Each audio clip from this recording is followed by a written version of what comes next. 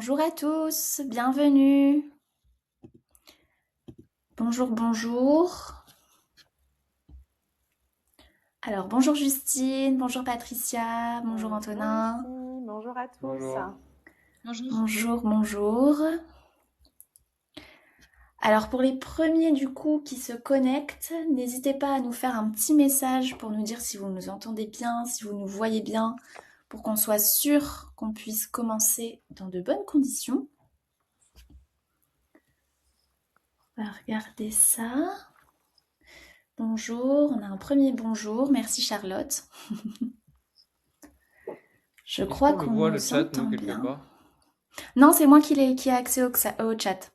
Nous, on le Donc voit pas. si on Ça y a des marche. questions, c'est moi qui Ok, m'occupe de tout relayer. ok. Comme ça, vous n'avez pas à vous concentrer là-dessus, c'est moi. Ça marche. Bonjour Anaëlle, bonjour à tous. Alors, est-ce que vous pouvez juste nous faire... Tout est OK niveau technique. Bon ben parfait, super. On va pouvoir commencer doucement. Le temps de laisser plus de personnes se connecter aussi. Alors aujourd'hui du coup on se retrouve dans le premier épisode de notre série sur comment mieux vendre. Et ce premier épisode sera sur comment créer une offre avec laquelle vous arrivez à convertir. Bonjour à tous. Alors juste pour vous remettre un petit peu dans le contexte, pourquoi on a décidé aujourd'hui d'organiser ce webinaire. Alors chez Booking Shake, on accompagne en fait chaque jour des centaines d'établissements à optimiser tout leur process de vente groupe et événements. Et on s'est rendu compte que la création d'offres, c'était pas quelque chose qui était forcément maîtrisé à 100%. Parfois, on travaille avec des lieux où les offres sont un peu floues, ou alors incohérentes, ou alors incompréhensibles du point de vue des clients finaux. Et du coup, on s'était dit que ce serait une bonne idée de faire un webinaire pour vous aider justement à revoir vos offres ou à créer des offres de zéro selon votre situation. Donc, je vous propose qu'on commence par une petite présentation des invités qu'on a la chance d'avoir aujourd'hui. Donc, on a Justine, Antonin et Patricia. Donc, je vais vous laisser vous présenter. Qui veut commencer? Allez, honneur aux garçons. Ah, bah Allez. super. Donc moi, je suis Antonin, cofondateur d'un concept qui s'appelle Salt and Pepper. Donc Salt and Pepper, c'est un lieu événementiel basé à Dijon, où on organise donc des séminaires, des réunions, des team building globalement pour la clientèle dijonnaise, avec une grosse spécificité sur les team building culinaires, parce que nous on fait donc dans notre atelier de cuisine, on fait des cours de cuisine et des team building culinaires. Donc le concept, c'est que pendant un séminaire ou un team building, les gens viennent, cuisinent en équipe avec le chef et dégustent leur préparation. C'est voilà, ce qui nous permet de nous différencier un petit peu sur la partie team building. Et puis voilà, on essaie d'être dans une ambiance très décontractée, dans un lieu aux portes du centre-ville de Dijon, assez chaleureux, beaucoup d'accompagnement du client. C'est ce qui fait voilà, vraiment notre force, et c'est notre quatrième année cette année. Donc voilà un petit peu. Super, merci beaucoup. Qui veut enchaîner? Vas-y Patricia. Bonjour à tous, je suis Patricia et je suis gérante du domaine du coq en pâte. C'est à la fois un gîte en pleine nature avec une ferme en activité, une ferme bio. Et notre spécificité du coup, c'est d'accueillir des sportifs le week-end. Et la semaine, on accueille plutôt des séminaires d'entreprise, voilà, basés sur l'outdoors et l'expérience dehors. Super, merci beaucoup Patricia. Justine, c'est à ton tour. Eh bien, moi, je suis Justine Pierron, je suis consultante en événementiel, alias copilote des lieux de réception, lieux événementiels. J'accompagne en fait les lieux événementiels à construire, à structurer, développer leur activité séminaire. Donc, j'ai deux typologies de clients, soit des clients qui débutent complètement et donc on part de zéro dans la construction de l'offre séminaire, ou des lieux qui sont déjà lancés et qui en fait ont besoin de re-questionner un peu leur offre parce que besoin de booster un peu le chiffre d'affaires, la commercialisation, etc. Donc, mes clients, c'est exclusivement des lieux événementiels indépendants, pas tellement les hôtels. Et voilà, ça fait 2 ans que je suis à mon compte et je travaille également, j'ai une deuxième casquette, je travaille avec Séminaire Collection, et je suis du coup le développement des lieux de la collection.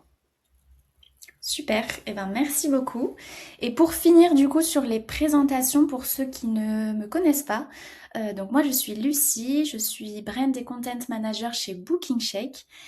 Et pour ceux qui connaissent pas BookingShake, je vais vous expliquer rapidement ce qu'on fait. Donc en fait on est un logiciel de gestion des groupes et des événements. Donc on va accompagner les équipes commerciales de bars, restaurants, domaines, lieux événementiels, hôtels qui accueillent des événements. On va les aider à structurer tout leur process de vente, à être plus performant, à gagner du temps.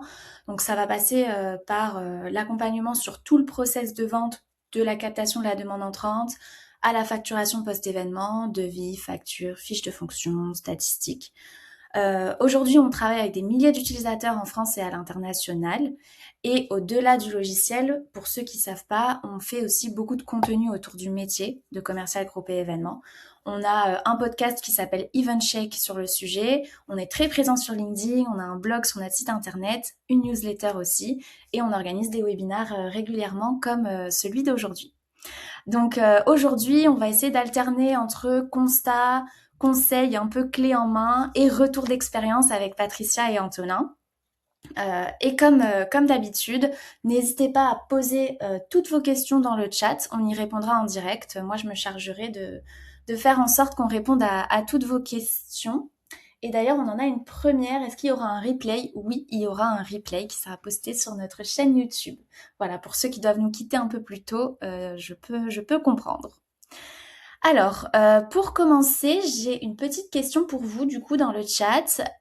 Dites-nous, aujourd'hui, selon vous, si un prospect découvre votre offre, est-ce qu'en quelques minutes, il comprend vraiment ce que vous proposez côté événement, selon votre point de vue? Donc, ça peut être oui, non, ou je sais pas. Voilà, répondez-nous un petit peu dans le chat pour savoir à peu près où vous vous situez aujourd'hui au niveau de vos offres. Alors, hop...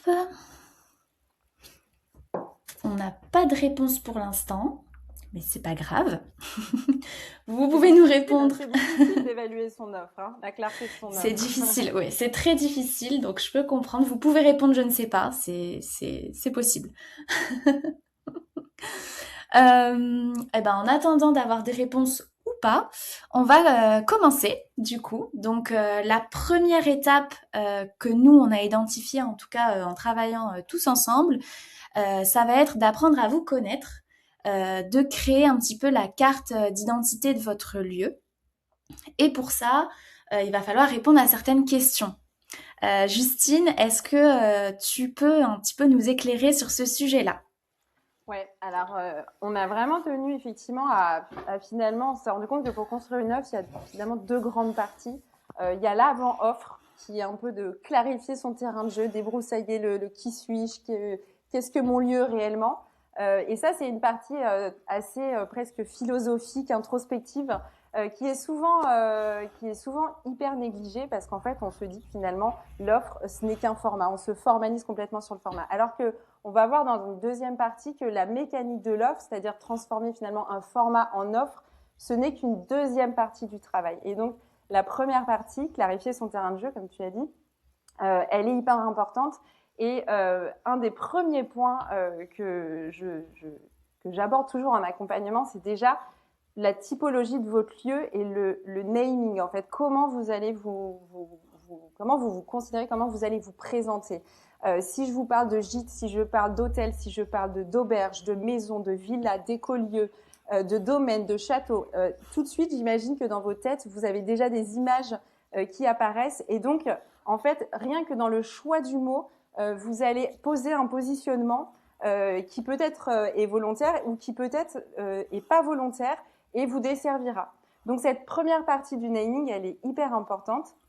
Et d'ailleurs, Patricia et Antonin, c'est deux lieux et les deux ont choisi de se positionner sur deux noms différents. Donc ça, c'est la première chose à faire, enfin importante à avoir en tête, c'est que la façon dont vous nommez, c'est vraiment un premier choix dans votre positionnement. Antonin et Patricia, vous me coupez si vous voulez. Ouais, Sans j'aimerais souci. rebondir sur ça. Ouais. Parfait. Effectivement, je valide complètement ce que tu dis, Justine. Je trouve qu'on a tendance en tant que lieu à beaucoup se présenter en tant qu'équipementier presque, en détaillant des équipements que l'on a, en oubliant de faire rêver finalement son potentiel client et en lui montrant qu'est-ce qu'on a de différent par rapport aux autres et du coup une potentielle promesse qu'on a envie de faire vivre et non un état des lieux de nos équipements. Voilà, je te laisse poursuivre, Justine, ça m'a juste fait penser Ouais, non, non, à mais ça, et du ce coup, que tu m'as tu raconté. as évoqué quelque chose d'hyper important, en fait, c'est l'image. Et ça, c'est aussi quelque chose qu'il est hyper important de travailler parce qu'une image, elle se choisit, elle se travaille. C'est quelle image vous avez envie de renvoyer. Si vous avez envie, si vous êtes un château, vous allez renvoyer probablement une image un peu plus premium et du coup, dans vos offres vont devoir aussi être en cohérence avec cette image que vous allez renvoyer. Vous êtes un écolieu, vous allez probablement renvoyer une image d'un lieu plutôt engagé. Donc derrière votre offre, forcément, on va vous attendre, il va falloir que cette offre soit engagée. Donc le positionnement, c'est aussi qu'est-ce que vous avez envie de dégager. Et ça, soit en fait vous partez de votre lieu et c'est l'évidence, soit c'est en fait quelque chose que vous pouvez vouloir construire un peu comment dire, en opposition avec l'architecture, par exemple, de votre lieu. C'est pas parce que vous êtes un château que forcément vous allez être sur du premium. Pour moi, l'image, c'est vraiment un choix. Ouais, Euh, ce qui est intéressant justement, c'est que toi, Antonin, je crois que tu as fait le contraire justement. T'avais pas le Ouais. lieu, tu savais qui tu voulais être et après tu as cherché un lieu qui s'adaptait à ça. C'est ça? Ouais, tout à fait. Nous, c'était vraiment l'objectif. Nous, on a décidé de monter la boîte et le lieu parce qu'on avait fait le constat que sur certaines villes se faisaient des concepts événementiels dans des appartements, des choses plus comme à la maison, très contemporaines, dans une ambiance très conviviale mais assez qualitative. Et donc nous, on a fait ce constat-là, on a voulu le ramener à Dijon en se disant que c'était une opportunité, et on a cherché le lieu en conséquence qui s'adaptait à ça. On a aussi dû l'adapter après. Parce que nous, ce qu'on occupe, c'était un magasin de scooters avant, donc c'était vraiment pas. Ça Oui. ressemblait plus à un bâtiment industriel avec un peu de cachet quand même à l'extérieur.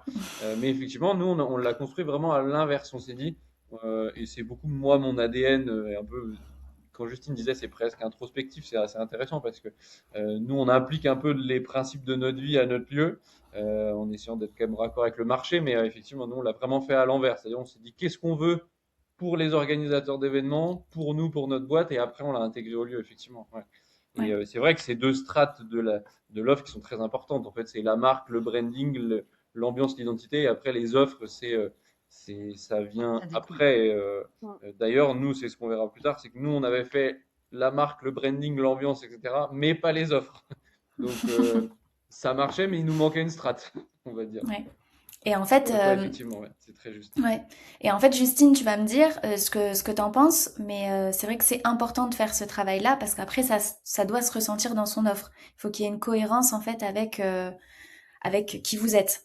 Ah ben, totalement, en fait, réfléchir à l'identité du lieu, à l'image, en fait, tout ça, c'est vraiment, faut l'imaginer comme le terreau desquels vos offres vont pousser, en fait. C'est vraiment, Ouais. c'est une brique qui est absolument indispensable. Et Antonin, tu as parlé de l'identité.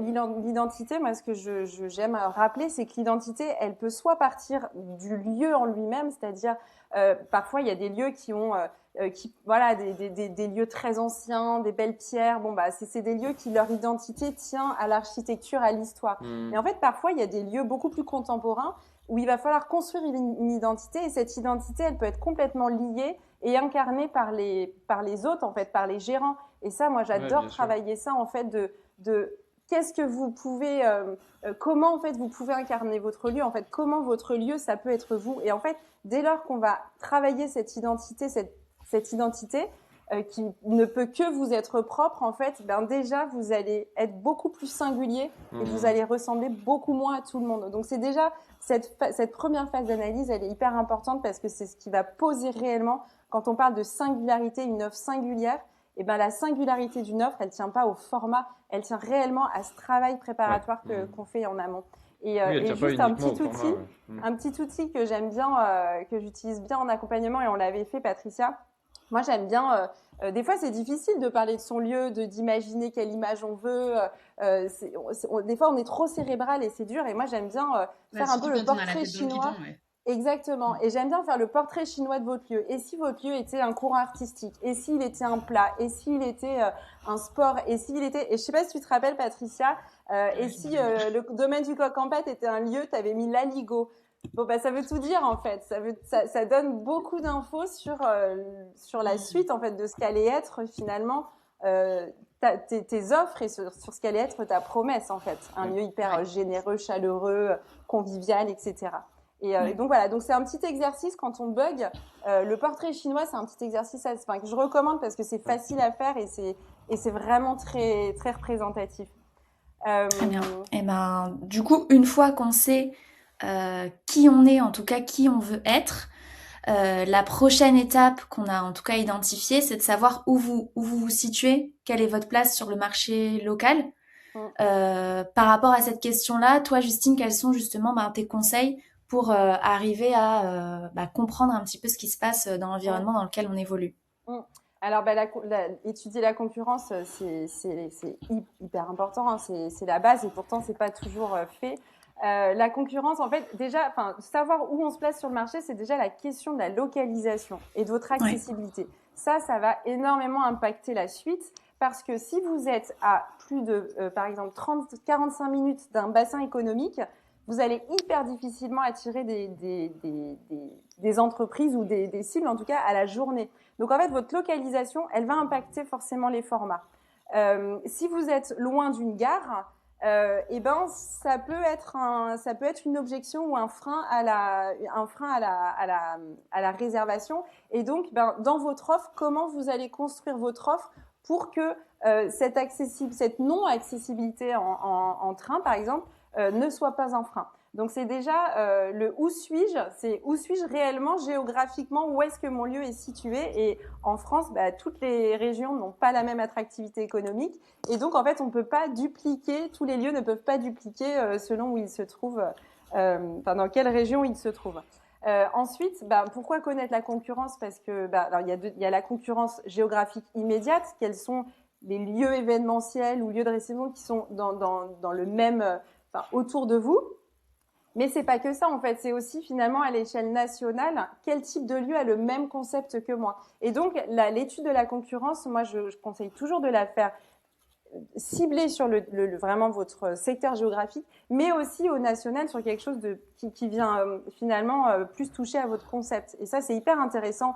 On le fait pas pour copier, on le fait en fait pour savoir ce qui se fait, pour savoir ouais, comment vous vous situez. Et là, moi, ce que je recommande, c'est vous créez un tableau, vous mettez votre lieu, tous les lieux concurrents que vous avez spotés comme étant des concurrents potentiels, et ensuite vous faites des colonnes, une colonne. Qu'est-ce que j'ai en commun? Qu'est-ce que j'ai de différent? Qu'est-ce que j'ai de mieux? Qu'est-ce que j'ai de moins bien? Et ça va aussi vous permettre en fait d'être beaucoup plus à l'aise de pouvoir appuyer sur qu'est-ce que vous avez de différent et de mieux. Et le moins bien, de travailler les objections, de dire ok, bon, ça je sais que c'est un peu mon point faible, mais comme je l'ai identifié, je sais quelle réponse apporter en fait si un jour c'est une problématique.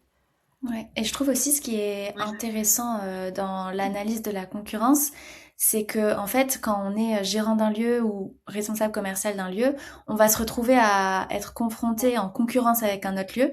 Et je trouve ça hyper important de pouvoir parler d'eux aussi, de les Exactement. connaître, Ouais. de Bien savoir sûr. contre Ouais. qui on se bat. Je sais pas si Patricia et Antonin, vous avez vécu ça et si c'est ouais, important pour vous, Si. mais Ouais. ouais. J'aimerais bien rebondir Bah, sur nous, on un le point fait. que Justine a. Ah, vas-y, Patricia, je t'en prie. Désolée. Oui, effectivement, quand Justine parle de points faibles, entre guillemets, et d'essayer de voir ces points faibles, de les retourner pour en voir des points forts, j'ai exactement vécu cette expérience avec Justine, puisque je faisais une petite j'avais une barrière mentale par rapport à mon lieu que quand on a fait cet exercice d'analyse de la concurrence, je trouvais que j'avais pas une salle adaptée pour accueillir des séminaires et du coup, j'étais pas légitime à accueillir ce type de clientèle. Et finalement, Justine m'a retourné le cerveau en me disant, mais en fait, sers-toi de ce point fort en disant que justement, tu n'as pas une salle comme on voit quand on voit partout, c'est-à-dire une salle froide où il y a un énorme écran, des lumières qui vont bien, etc. Toi, sers-toi de ton lieu qui est chaleureux, qui apporte quelque chose de différent par rapport à ce qu'on voit ailleurs et montre que c'est une force et de proposer finalement aux clients une autre expérience que celle qu'ils ont l'habitude de retrouver. Et du coup, en sortant du cadre, en plus, et ça permet d'avoir une inspiration différente de d'habitude, de créer la connexion différemment avec ses collègues par rapport à d'habitude, etc. Et du coup, j'ai beaucoup apprécié cet exercice parce qu'on a tendance à se comparer aux autres, mais dans le sens négatif. Et cette fois-ci, cet exercice, il nous permet aussi de prendre connaissance de ces points négatifs, mais de le tourner en réel point fort. Et du coup, voilà, je trouve que c'était un super exercice qu'on allait travailler ensemble. Et vas-y, Antonin, Ah, moi, j'étais sur un tout autre point quand tu parlais effectivement de connaître sa concurrence. Donc ça, je pense qu'évidemment, c'est absolument nécessaire, ne serait-ce que pour positionner son offre. Et puis, tu vois, nous, pour exemple, ça nous arrive quand on a des demandes, de presque d'envoyer nos clients chez nos concurrents parce qu'en fait, parfois, on n'est pas le bon lieu et eux, ils sont mieux positionnés que nous. Et moi, c'est ce que je dis toujours aux clients et aux équipes, c'est qu'en fait, on cherche pas à faire venir les gens absolument chez nous et on cherche pas à les faire venir surtout pour quelque chose qu'on n'a pas. Moi, ça m'arrive assez souvent de leur dire, je pense qu'on n'est pas le bon lieu. Typiquement, nous, on ferme assez tôt le soir, donc les gens qui veulent faire des soirées un peu plus tardives, je leur recommande d'autres lieux. Pareil sur la partie hébergement, nous, on n'a pas d'hébergement, on a souvent des sujets, et ça nous arrive très souvent. Moi, je connais quasiment tous mes confrères et on leur envoie souvent des demandes. Et du coup, la bascule se fait d'ailleurs dans le sens inverse, parce que moi, je préfère toujours un client satisfait d'être allé ailleurs plutôt que déçu d'être venu chez nous en fait parce que dans tous les cas c'est une très mauvaise expérience donc effectivement c'était un Et puis très ça, bon point c'est très fort aussi de ouais les renvoyer vers la concurrence. Moi, je trouve que Commercialement, commercialement, voilà, exactement. Commercialement, je ouais trouve que c'est très fort parce que, en fait, ils vont avoir confiance en toi. Et le ouais jour où ils auront besoin d'organiser un événement qui correspond vraiment à ce que tu proposes, et ben en fait, ils regarderont limite même pas ailleurs parce qu'ils savent que toi, tu les as ils recommandés à un savent autre que lieu où voilà ça s'est bien ils te passé. posent la question et tu leur recommanderas quelque chose de bien Ouais. et c'est ce que je dis souvent aussi à Roméo, mon petit alternant commercial là, sur cette partie-là. Je lui dis toujours, nous, on n'essaye pas de vendre, on essaie juste de répondre à la problématique du client. C'est-à-dire, le client, il veut organiser un séminaire, on lui trouve la bonne solution ou pas, mais on n'essaie pas de lui vendre à tout prix. Et une fois qu'on a compris ça, mine de rien, on vend vachement mieux et les clients sont hyper satisfaits et ont beaucoup plus confiance en nous, hein. Et ça rentre complètement euh, dans cette thématique-là, c'est que le client peut faire une demande chez nous qui n'est pas adaptée à notre lieu, mais il faut savoir lui dire. Alors, on a un premier commentaire qui nous dit alors que ça fonctionne uniquement si tout le monde travaille comme ça. Alors, Alors, effectivement, après, il faut que tout le monde joue le jeu. Je pense que ça dépend peut-être aussi des écosystèmes. Nous, on est à Dijon, tu vois, c'est une petite ville, tout le monde se connaît un petit peu. Tout le monde joue pas le jeu, hein. Clairement, t'en envoies, ils t'en renvoient jamais. Et certains le font. Mais moi, je dirais que même si les autres jouent pas le jeu, dans tous les cas, vaut mieux que le client, je dis, enfin, ait été satisfait de son événement ailleurs plutôt que déçu chez soi. Moi, je pars juste de ce constat-là. Si les autres renvoient pas la balle, tant pis. Mais moi, en tout cas, j'essaie jamais de vendre un truc qu'on n'est pas capable de faire et auquel le client s'attend pas en fait. Mais effectivement, après tout le monde ne joue pas le jeu, quoi. c'est le karma, ça vous Ouais, reviendra forcément à ouais, un ça vous moment ouais. reviendra un en jour de positif. l'univers. Oui, oui, c'est sûr. Alors, on nous dit, c'est la différence entre ceux qui sont focus nombril et ceux focus client. Voilà, Et ben, c'est super Exactement. bien résumé, effectivement. voilà, Ouais. c'est ça. Donc, ça, c'était du coup le deuxième point sur votre place sur le marché au niveau de la localisation, mais aussi au niveau de la concurrence. Et le troisième point, du coup, pour créer un peu la carte d'identité de votre lieu, ça va être de décider qui sont vos cibles. Parce que je sais que Justine t'aime souvent dire ça. Vous ne pouvez pas vendre à tout le monde et que pour qu'une offre soit efficace, il faut qu'elle parle à des clients précis. Quelles sont du coup toi tes bonnes pratiques pour réussir à trouver justement les bonnes cibles? Eh ben, alors déjà, pour moi, dans les cibles, il y a deux grandes typologies de cibles qu'il faut avoir en tête et qu'il faut travailler. La première, c'est la cible commerciale en fait. C'est celle avec qui celle avec qui on échange, c'est celle qui vous fait une demande de devis, c'est celle qui décide, celle qui signe, c'est celle avec qui vous avez la relation commerciale. Là, on va parler en tout cas sur le B2B des assistants de direction, des RH, agences événementielles, etc.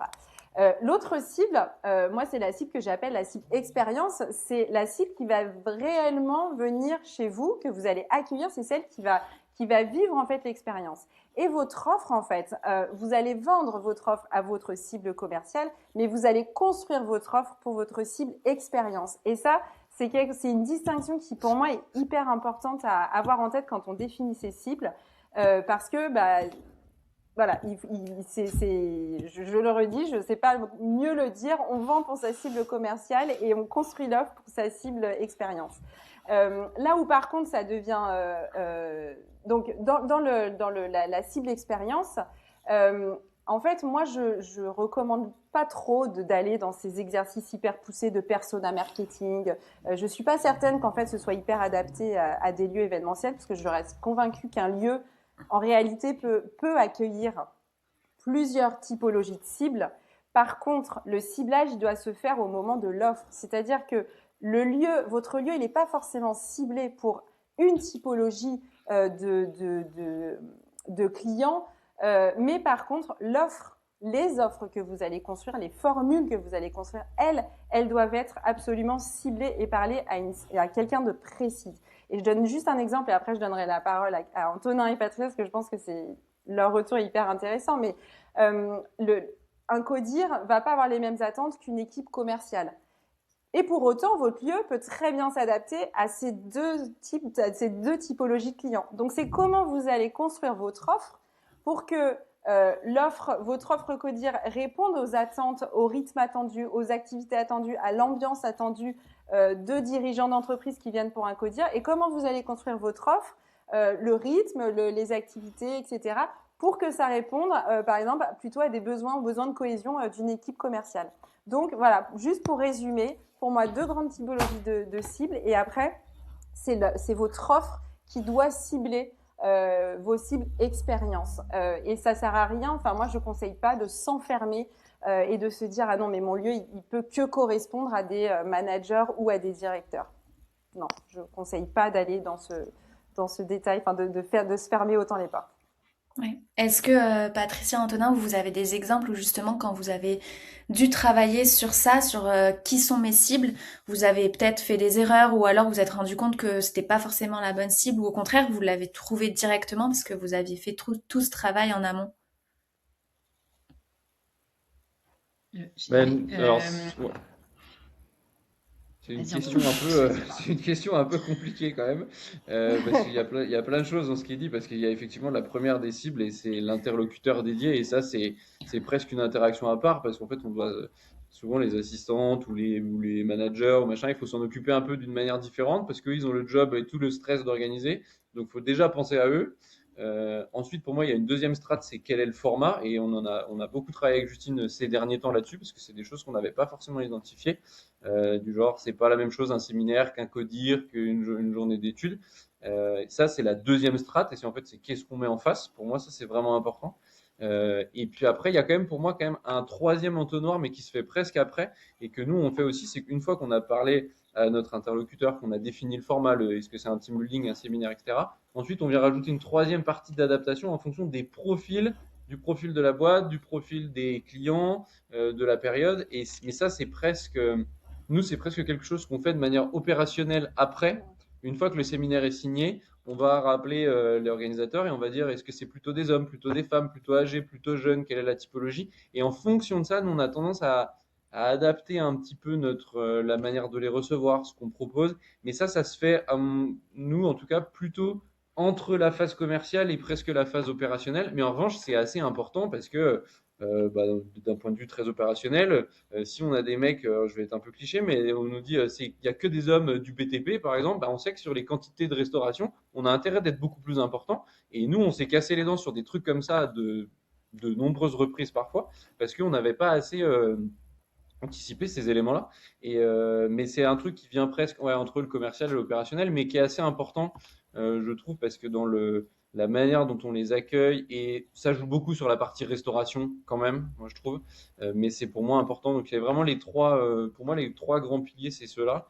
Et effectivement, après, je suis pas certain de se dire, est-ce qu'on veut que des managers chez nous, que des telle ou telle typologie. Je suis pas certain que ce soit vraiment le truc. C'est peut-être le lieu qui fait presque le filtre de lui-même, en fait, parce que des gens qui veulent quelque chose de très luxueux, en mettre un peu plein la vue de leurs clients, ils vont aller dans un tel type de lieu. Des gens qui veulent faire, je sais pas, peut-être un séminaire beaucoup plus cool, et ben ils choisissent un autre type de lieu. Et ça revient presque à ce qu'on disait sur la marque, sur l'ADN, sur l'origine de notre concept, en fait.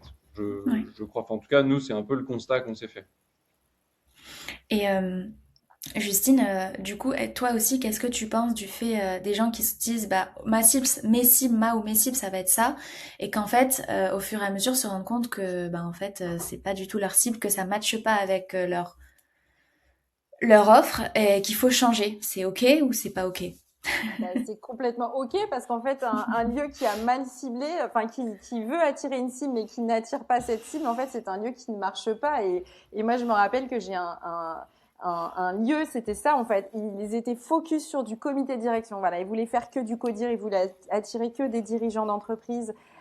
Et en fait, zéro, voilà. Il y avait zéro entreprise, zéro codir qui signait chez eux. Et en fait, c'est parce que tout simplement, le lieu ne se prêtait, mais pas du tout au codir. Le standing n'était pas du tout le standing attendu d'un codir. Les prestations, la localisation, il n'y avait rien qui était bon pour le codir. Et ce lieu se bornait sur cette cible-là. Bon, bah, il y a un moment, soit tu Ouais. continues de te borner sur une cible qui fonctionne pas, soit tu te dis, bon, Ouais. bah, en fait, non, il y a eu petite erreur de démarrage et on va trouver la bonne cible. Moi, je pense que tous les lieux, la bonne nouvelle, c'est qu'il y a de la place pour beaucoup de monde, et que, voilà, faut trouver la bonne cible. Et c'est aussi ça, en ça que c'est intéressant, l'étude de la concurrence. Quand vous allez, comment dire, analyser un petit peu vos concurrents, c'est aussi d'analyser un peu leur cible. Ça va vous donner aussi un petit peu des billes sur, ah ok, bah lui, il arrive à attirer ce type de cible. Ah bah moi, je suis à peu près le même standing, donc ah bah ok, donc moi aussi, finalement, je peux aussi attirer ce type de cible. Complètement. Et du coup, ça me fait la bonne transition pour passer à l'étape numéro 2, qui est de définir du coup vos variables, donc les produits et les services que vous pouvez proposer, parce que en fonction de ça aussi, vous pouvez vous rendre compte que bah, la cible que vous voulez attirer n'est pas forcément la bonne, ou au contraire coche toutes les cases. Donc comment on fait, Justine, pour un peu définir toutes les cartes de notre jeu comme ça, et réussir à avoir toutes nos variables? Alors moi, les cartes du jeu, j'appelle ça la boîte à outils. Et la boîte à outils, c'est un moment hyper factuel de l'accompagnement. Alors là, on n'est plus du tout dans la philosophie, l'introspection. Là, c'est du pratico-pratique, du concret. C'est déjà de lister, de faire un listing de, OK, c'est quoi les espaces dont je dispose? Est-ce que j'ai un extérieur? Oui, non. Est-ce que, combien de salles j'ai? Combien de chambres j'ai? Combien de lits j'ai? Donc définir sa capacité dans tous les formats, toutes les configurations possibles. C'est faire le point aussi sur tous ces équipements audio, enfin d'audiovisuel, mais aussi les équipements pour les temps plus informels. Tout ce qui est, par exemple, je sais pas, vous avez un lieu avec un extérieur et vous avez un terrain de pétanque, un terrain de badminton, un molki, tous ces trucs-là, en fait, ça fait partie de vos équipements. Et donc, c'est vraiment ce travail de listing, il va vous permettre d'avoir comment dire, de savoir en fait, en gros, ce que vous avez dans votre boîte à outils. Et ensuite, mais ça c'est pas votre offre, hein. Ça c'est vraiment Ouais. c'est la boîte à outils, c'est les tournevis, etc. Et ensuite c'est de se questionner sur tous les formats que vous pensez pouvoir attirer et surtout que vous voulez attirer, enfin que vous voulez construire chez vous, parce que votre lieu peut être adapté, et ça je l'ai vécu avec un client, votre lieu peut être adapté pour des événements d'assez grande envergure, type commission, n'importe quoi, convention ou assemblée générale, ou voilà, des formats un peu gros, mais vous pouvez vouloir ne pas, vous pouvez ne pas avoir envie d'attirer de construire une offre sur ce format-là, et c'est OK. Donc en fait, c'est lister les formats, ceux que vous voulez attirer. Regardez ce que vous avez dans votre boîte à outils, mettre tout ça dans un shaker, ouvrir et finalement voir si ça colle. et voir si, est-ce que, ok, vous voulez faire du séminaire résidentiel. Vous avez 4 chambres. Là, ça va pas coller, vraiment, ça va pas vraiment coller. Vous risquez de vraiment être hyper très très niche et toute petite équipe. Donc Oui, voilà, ça me fait penser. Pardon, je te coupe. Non, vas-y, Ça, vas-y. ça me fait penser aussi à... Alors moi, je travaillais dans un hôtel avant où les espaces, par exemple, correspondaient parfaitement à l'organisation de mariage. Mais les chambres étaient juste au-dessus des espaces. Et du coup, au niveau du bruit pour les clientèles individuelles, ça n'allait pas du tout. Donc ça, c'est justement... Oui, vous avez la capacité d'accueillir des mariages, mais malheureusement, d'autres facteurs font que non, vous n'allez pas pouvoir cibler cette catégorie-là de personnes parce que ça va impacter aussi votre activité principale dans les hôtels qui est quand même les individuels. Bah, c'est un super exemple. Je sais pas si Antonin ou Patricia, vous avez d'autres exemples pour illustrer ça. Bah, sur la partie ouais, technique, enfin, moi c'est plus ce que j'appelle la partie technique, c'est ouais, ce qu'on peut faire, pas faire. Bah, nous c'est pareil, par exemple, bah, on n'a pas de chambre donc on fait pas de résidentiel, quoi. Voilà. Ouais. Mais on adorerait, hein, il y a une grosse demande de résidentiel, mais on peut pas. Nous, Non, mais par exemple, par nous on contre, est au Antonin, centre-ville donc on ferme à minuit, quoi. Donc on fait pas trop de voilà, soirées très festives. Voilà. c'est Ouais, ça. ça c'est un autre des formats. Ouais. Et du coup, en fait, c'est aussi de questionner toutes les contraintes et questionner aussi sa capacité opérationnelle sur qu'est-ce que le lieu est capable de Ouais. proposer, de faire, d'accueillir. Est-ce que vous avez des contraintes de voisinage? Il y a des lieux, ils ont des contraintes de voisinage, ils sont dans des environnements urbains. Bon, les soirées hyper festives, hyper tard, en fait, ça, c'est une contrainte qui Ouais. va rendre très compliqué si vous voulez vendre de la soirée d'entreprise, par exemple.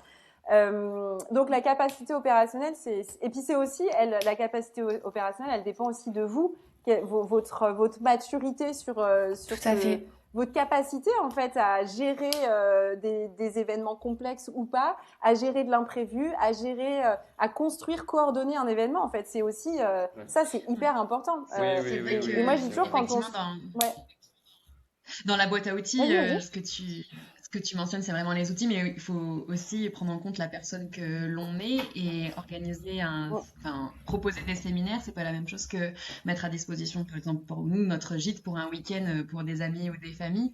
C'est-à-dire que dans un séminaire, il faut aussi savoir si on est en mesure d'être hyper réactif, d'être toujours sur le guet, et en fait, on doit être présent pour répondre à une demande. Il y a toujours des aléas, que ce soit la technique ou les repas qui sont pas tout à fait à l'heure, etc.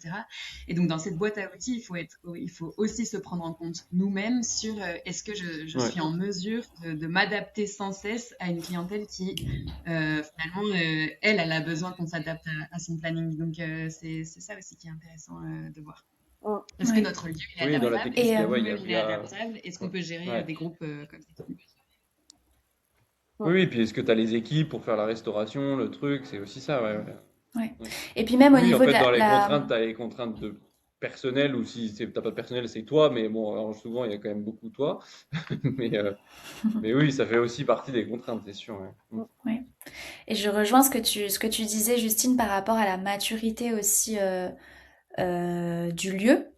C'est vrai que si, par exemple, vous avez une structure qui est déjà solide, on va dire, et qui a l'habitude d'accueillir une cible B2B, bah, vous allez peut-être, si vous décidez d'ouvrir aussi, de créer une offre, je sais pas, journée d'études, créer 2 à 3 offres journée d'études, entrée, moyen, haut de gamme, enfin après c'est à vous de voir.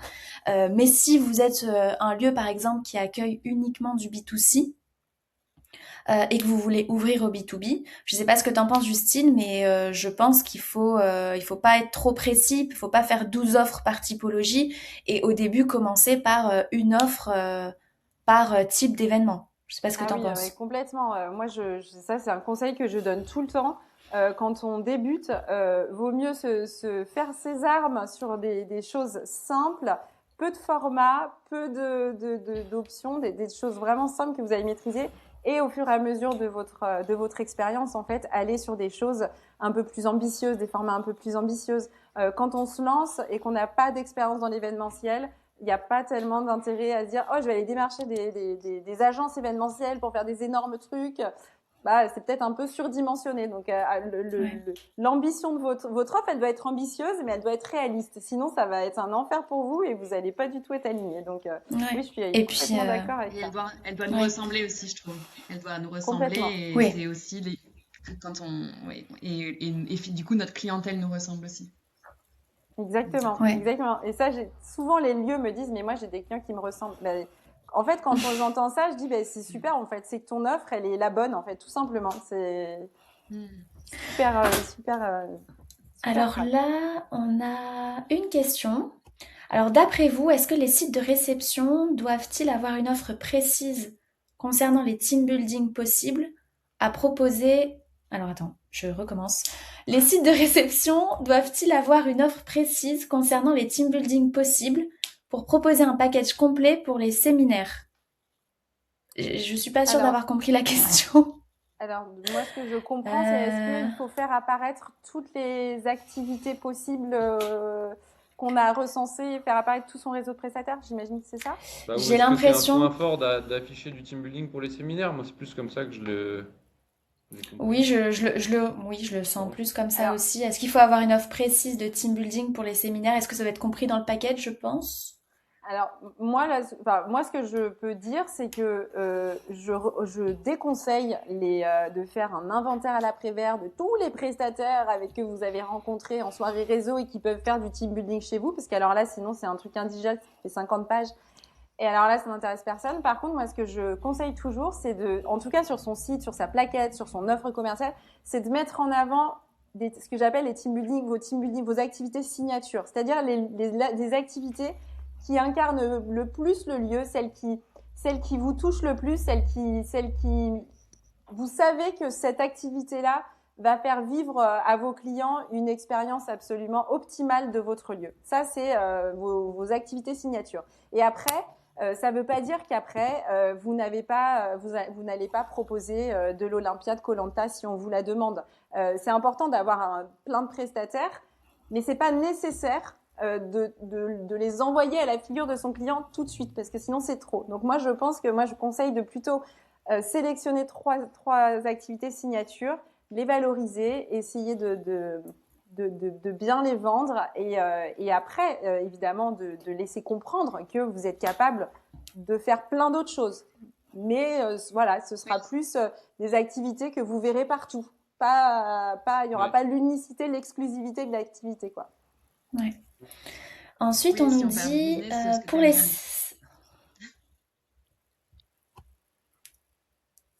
Vas-y, Oui, Patricia. souvent, Justine, ce que tu disais aussi, c'est les activités qui vont peut-être d'un point de vue commercial ou économique nous rapporter le plus. C'est ça qui est celle-ci. Enfin, si on parle aussi, on est là aussi pour faire du business, donc celles qui nous vont Bien le sûr. plus nous rapporter ou nous mettre en valeur, c'est celles qu'il faut le plus mettre en avant, plutôt que de faire tout le temps travailler prestataire Bon, extérieur. bon. Ça, c'est sûr. Si vous avez la possibilité d'internaliser des activités, Bah ouais. que c'est facile pour vous de le faire, bah, Ouais. priorisez ça, quoi, clairement. Ça, je pense que c'est un commentaire pour toi, Antonin, par rapport à ce que tu as dit. On a Maria Ouais. Lucia qui nous dit pour les séminaires résidentiels, même sans hébergement sur site, vous pouvez tout à fait développer des partenariats avec des hôtels à proximité. C'est ce que elle a mis en place avec beaucoup de succès et ça lui a permis d'accueillir des clients qu'elle n'aurait jamais pu recevoir Ok. autrement. C'est très intéressant parce C'est que super c'est des retour. choses qu'on a évidemment essayé de faire, enfin qu'on fait un peu. Et c'est marrant, mais on a plus de partenaires hôteliers que de dossiers qui se transforment sur cette partie-là, tu vois. C'est qu'on a plein de partenaires, mais on a du mal les gens ont du mal à venir chez nous quand même, quand tout se passe pas au même endroit. Souvent, quand on a du résidentiel, et ben, je serais curieux de savoir comment elle a fait avec succès parce que nous, on le propose, hein, mais ça convertit très peu et les gens nous redisent souvent bah, finalement, on a choisi une solution où tout était au même endroit et on a pris l'hôtel avec un seul interlocuteur, etc. Ouais, nous, c'est un truc où on n'a pas trop, ouais, on n'arrive pas trop à convertir sur cette partie-là, malgré qu'on ait des partenaires qui soient pas très loin, qui ont des belles chambres, qui sont dans des tarifs cohérents. Et Bah, on n'arrive pas trop à concrétiser sur cette partie. ça c'est intéressant parce que du coup ça pourrait Ouais, peut-être être une offre sur laquelle vous pouvez travailler ouais, pour ouais. réussir justement à faire en sorte qu'elle marche, qu'elle fonctionne. Bah, c'est sûr, parce qu'en plus, la partie séminaire résidentiel, je crois que On a lu un rapport sur le MICE il n'y a pas longtemps et je crois que c'est quasi 60% des demandes d'événements B2B. Donc c'est vrai que typiquement, nous, c'est une grosse porte qu'on se ferme, mais bon, on l'a pas, mais ça me redonne peut-être un peu d'espoir et il faudra peut-être qu'on On va la on s'y rouvrir, attelle un peu Antonin, on plus, va la peut-être rouvrir. l'afficher aussi, parce que du coup, on l'affiche pas du tout nulle part, Oui. évidemment. Mais peut-être qu'on pourrait essayer, hein, pourquoi pas. Et ensuite, on a un autre commentaire, mais bon, là, alors, le commentaire, c'est: est-il pertinent de faire un tarif par personne pour un lieu de petite taille? Alors, je précise juste qu'on va faire un deuxième épisode sur les prix, sur la tarification.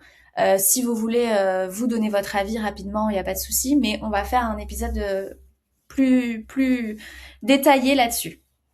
Ouais, je pense qu'effectivement, l'épisode d'après sera plus pertinent. Moi, ce que je peux juste te dire, c'est que c'est un vaste sujet, la tarification. Et je Oui, pense que c'est Ouais. très bien d'en consacrer un épisode entier. Il y a ouais, plein de complètement. façons de tarifier. Ce qui est sûr, c'est que euh, quand on a un lieu de petite taille, a priori, c'est un lieu qui est en privatisation, a fortiori. Et donc, en fait, plutôt que faire quelque chose par personne, c'est plutôt le prix de la privatisation. Par contre, que ça ne vous empêche pas dans votre offre commerciale dans la présentation finalement, de bien valoriser et faire ressortir le prix par personne, parce que souvent les briefs, le budget, c'est un prix dans les briefs, le budget est un Mmh. prix par personne. Et donc Ouais. juste en fait de juste prendre le total et diviser par le nombre de personnes et de faire apparaître le prix individuel. C'est une étape en fait que vous enlevez à votre cliente qui n'a pas à sortir sa calculette pour faire elle-même Ouais, le calcul. Donc en fait, vous lui facilitez les choses. Et donc ouais. là, oui, c'est intéressant de le faire par personne. Ouais. Eh ben justement, en parlant de faciliter les choses à son client, ça me fait la parfaite transition pour la partie 3, qui est que vos clients achètent ce qu'ils comprennent. Donc vous devez être compréhensif dans la structure de votre offre. Donc comment est-ce qu'on peut structurer son offre pour être compréhensif? Justine, est-ce que tu as quelques conseils justement par rapport à ça?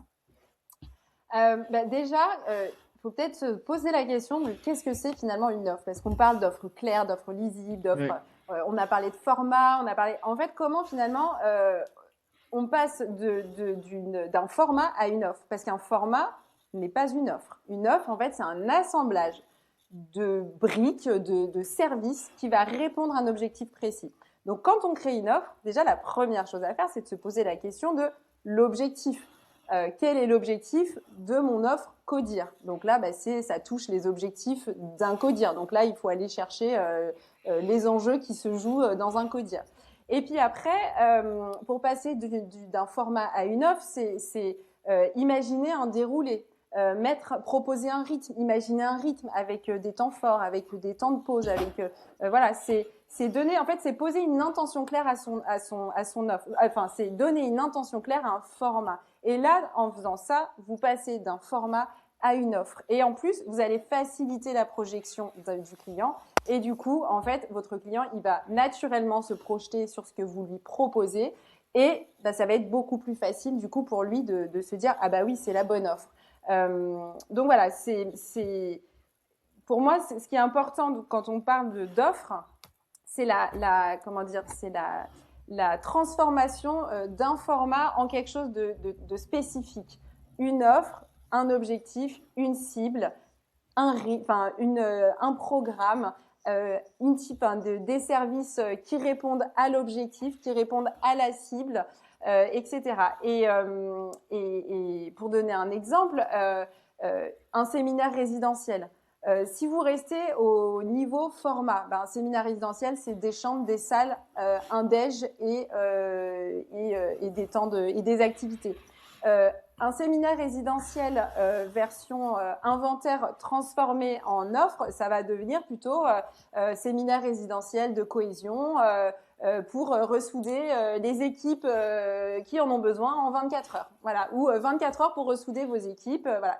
Et là, on passe d'un format, un truc qui fait pas rêver, séminaire résidentiel, à quelque chose où il y a une projection en fait, où il y a une promesse, où il y a une transformation, où il y a en fait il y a un film qui va jouer, il y a quelque chose qui va se passer en fait. Et donc pour moi, une offre claire, une offre, elle est impactante quand on a passé le cap on a juste mis des briques de Lego les unes sur les autres activité, restauration, gna gna gna gna, et puis on a vendu ça. Non, pour moi, c'est OK, on a mis nos briques de Lego, mais on les a emballées dans quelque chose de. Et là, on parle de marketing, hein, de quelque chose de beaucoup plus qui séduit en fait. Hein. C'est un peu le paquet cadeau Ouais. de vos prestations. Et voilà. Et donc ça, c'est important parce que souvent, en fait, il y a beaucoup de lieux qui restent au stade du format. Et ça, c'est le format. J'insiste, le format n'est pas une offre en fait. Totalement, Donc ouais. voilà. Je sais pas si Bah, je ça sais pas, répond bien. Oui, oui, ça répond très très bien. Ouais. Je sais pas ce que t'en penses, mais moi, ce que j'aime bien faire souvent aussi, c'est un peu d'aller s'inspirer des experts du marché et voir un peu ce qu'ils proposent. Je sais que par exemple, apporteurs sur leur site internet, ils ont des fiches en fait de présentation des établissements avec des informations clés. Par exemple, ce matin encore, je regardais la fiche présentation des établissements sur Séminaire Collection, justement. Et c'est hyper clair. Et en fait, on comprend juste avec cette fiche de présentation ce qu'ils proposent. Même si on n'a pas les offres détaillées, on comprend et on a toutes les infos que les clients finaux en fait vont rechercher. Donc je trouve ça hyper intéressant d'aller s'inspirer sur des experts comme Bien Séminaire sûr. Collection, mais aussi de vos concurrents. Alors attention, peut-être que vos concurrents le font mal. Mal. Alors ça c'est voilà, c'est ça. Il faut faire attention, mais c'est chouette d'avoir un panier à idées, je trouve comme ça un peu et d'aller piocher les bonnes idées un peu partout et de créer après votre propre offre pour qu'elle soit le plus claire possible. Parce que si vous allez sur un site internet d'un de vos concurrents et que vous n'y comprenez rien, c'est que déjà le client final sûrement il y comprend rien non plus, donc c'est hyper important. Et pour moi, une offre lisible, en fait, c'est une offre qui est claire. Et quand on dit clair, il n'y a pas d'ambiguïté sur ce qui est inclus, sur ce qui n'est pas inclus. Exactement. Ça, c'est la base, en fait, d'une offre claire. C'est ça. C'est quand vous envoyez Ouais. votre offre commerciale, votre client ne doit pas se dire, ah, mais mince, le café, il est à volonté ou c'est un café par personne? Ah, mais Ouais. mince, l'équipement audiovisuel, il est inclus ou il est en supplément? Moi, je l'ai vécu, hein, de recevoir quand j'étais en agence, de recevoir après une facture. La salle m'avait facturé le micro. Le micro. Ah oui. Pour moi, c'était évident que c'était inclus. Bon, a priori, ça ne l'était pas. Ouais. Ça, c'est Ah ouais. hyper désagréable de découvrir après coup des choses en fait qu'on pensait inclus. Donc, soyez Ouais. hyper clair sur qu'est-ce qu'il y a, qu'est-ce que vous avez mis, quelles briques vous avez mis, et dans les briques, dans vos Mhm. prestations, tout ce qui est inclus et pas inclus. Après, Oui, c'est ça une c'est offre claire, c'est une offre où on se projette facilement. Donc, c'est le exactement. déroulé. Voilà, un Ouais. déroulé type. Une offre claire, c'est une offre qui est cohérente avec votre positionnement. Hyper Totalement. importante aussi. Vous êtes un lieu engagé, vous faites de la RSE, vous proposez une activité team building qui consiste à faire un survol de vignes en hélicoptère, et là c'est du vécu, hein. Bon, bah, c'est pas très cohérent. Là, on comprend plus rien en fait. Le lieu est engagé, mais on va faire de Ouais. l'hélicoptère. Non, c'est bizarre.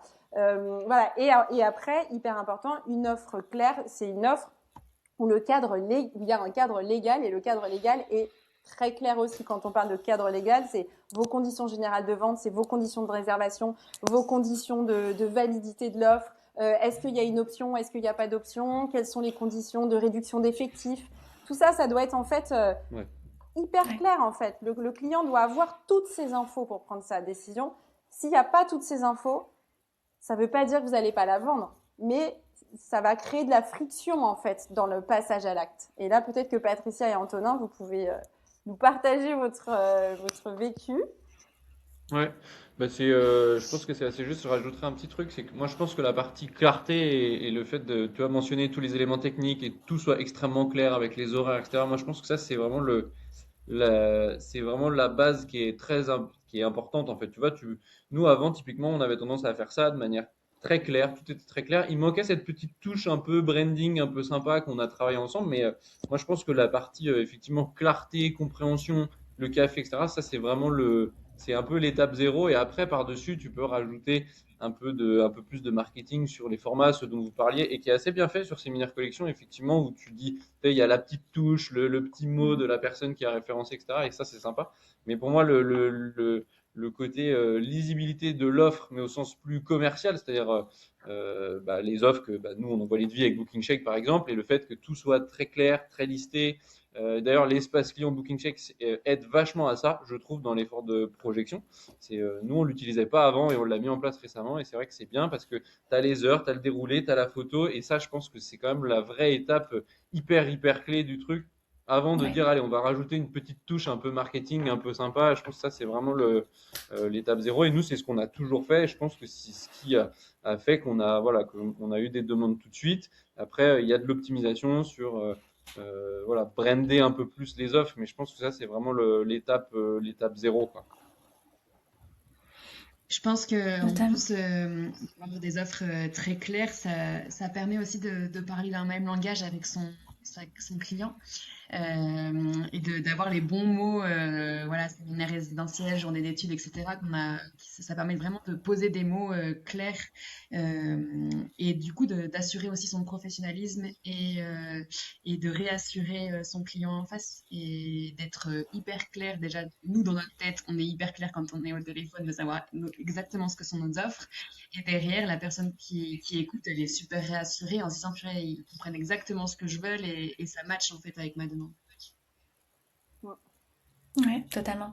Moi, je sais aussi que quand je travaillais dans un hôtel, ce que les clients aimaient voir, c'était des formules claires Mm. avec, par exemple, des exemples de menus. Oui.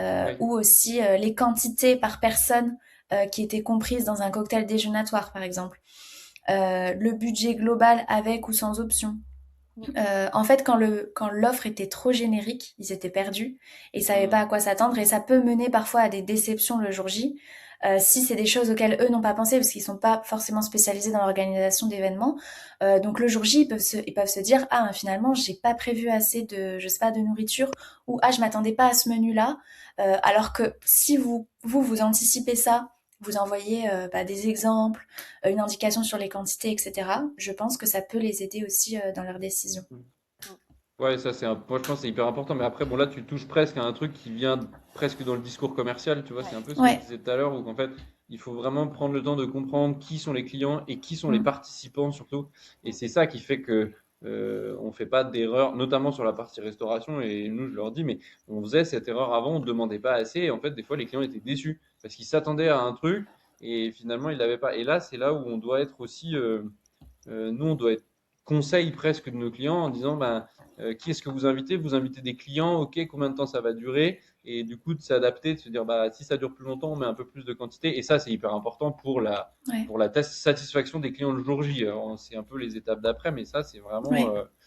Nous, ça a fait une grosse différence à partir du moment où on a compris ça et qu'on a commencé à adapter et à dire aux clients, ben non, cette offre-là, elle n'est pas pour vous parce que ça ne va pas correspondre, mais ça nécessite de vraiment discuter et une finesse de compréhension de l'événement, de ce qu'il est en lui-même, quoi, et d'aller assez loin. Et ça, c'est presque plus inclus euh, dans le process commercial à la fin et dans la Ouais. bonne prise de brief, quoi. Mais c'est vraiment Ouais. l'étape, ça, c'est l'étape d'après, quoi. Ouais, Ouais, ouais, complètement.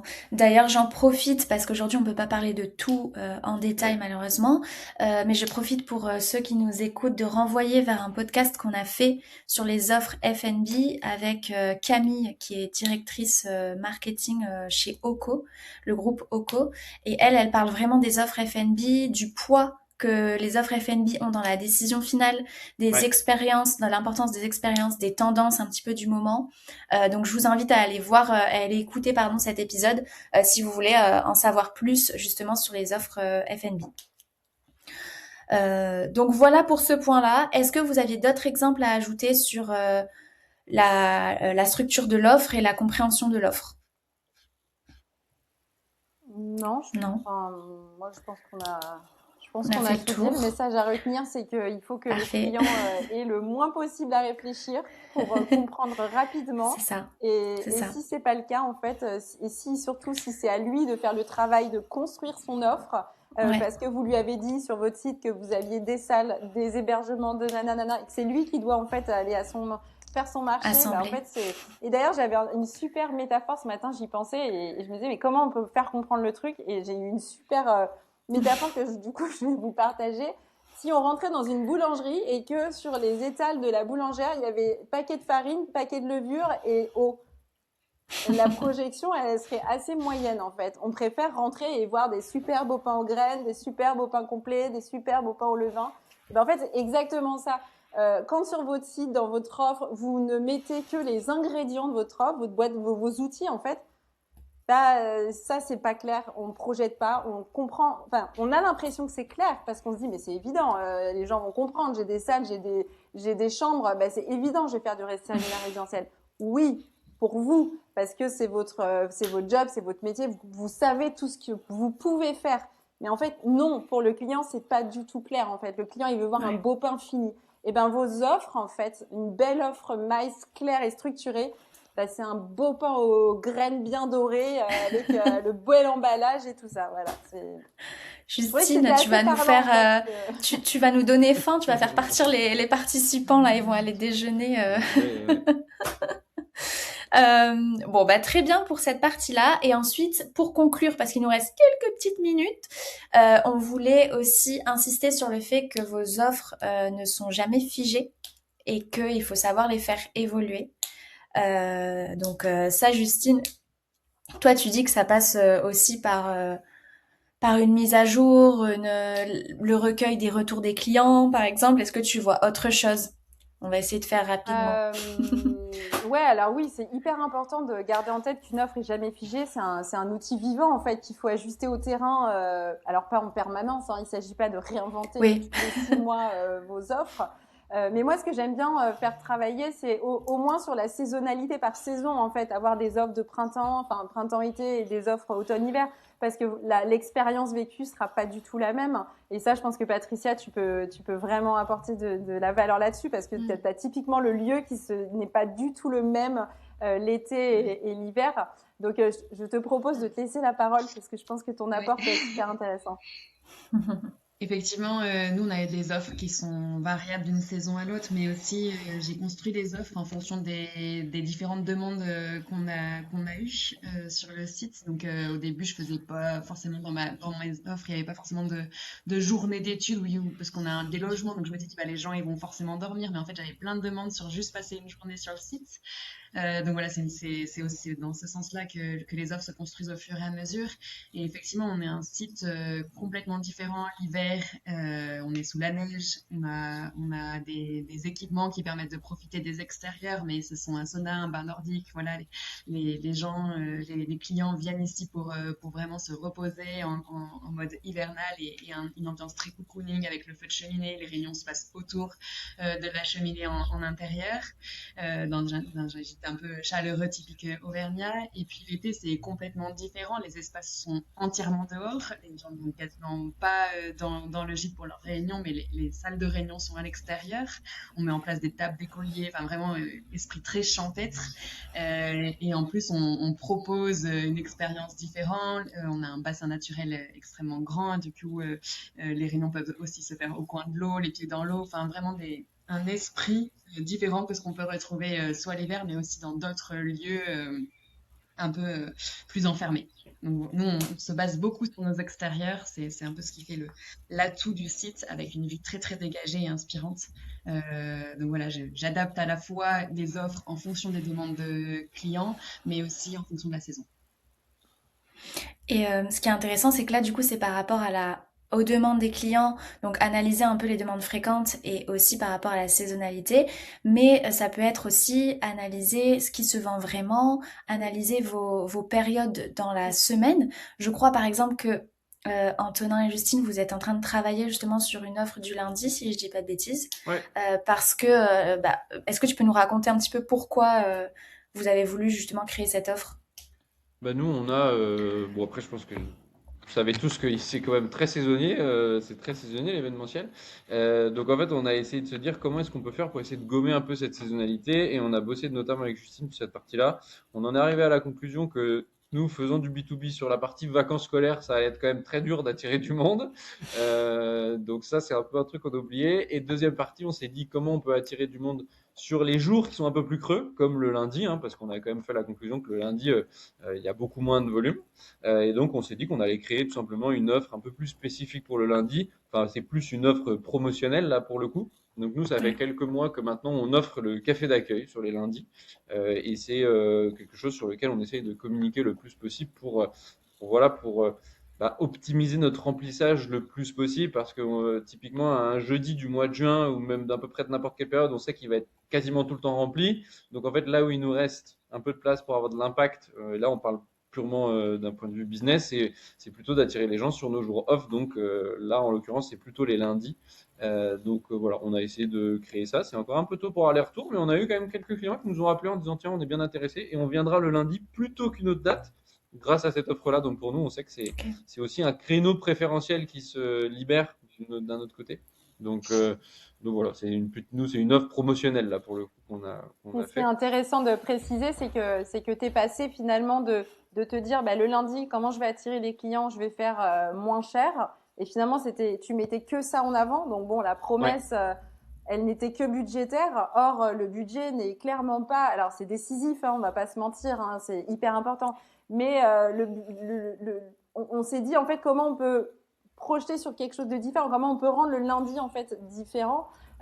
Et pas que bah, c'est moins 20% en fait. On n'est pas sur une oui, oui, offre oui, oui. dégradée, on est sur une offre upgradée puisqu'on ajoute en fait des prestations et celles-ci sont offertes.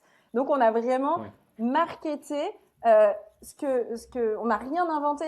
Le lundi, c'est exactement la même chose que le mardi, le mercredi, le jeudi. Juste, on a changé le papier d'emballage et Ouais, c'est ça. on en a fait quelque chose d'un peu plus attirant. Et Antonin communique du coup beaucoup dessus sur le site. Enfin, elle est beaucoup plus visible en fait cette offre. Et là, on parle bien d'une offre en fait. Ouais.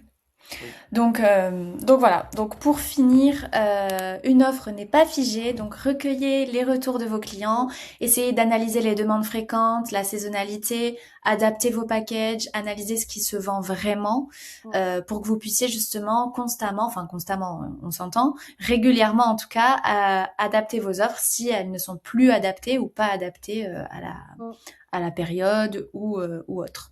Et on peut peut-être ajouter du coup qu'il y a deux KPI en fait qui peuvent donner une indication si vos offres sont claires et convertissent en fait. Le premier, ça va être est-ce que bah, finalement vous avez quel volume de demandes entrantes vous avez. Un faible volume de demandes entrantes, c'est peut-être pas que un problème de visibilité, c'est aussi peut-être juste un problème de ce que vous renvoyez, ce que n'est pas suffisamment prometteur ou n'est pas suffisamment travaillé ou distinctif.